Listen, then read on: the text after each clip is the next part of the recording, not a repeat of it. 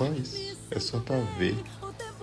Escorrer esse molho dessa carne que parece que tá sensacional. Essa é a experiência gastronômica de hoje. Babar um molho escorrendo de uma carne linda.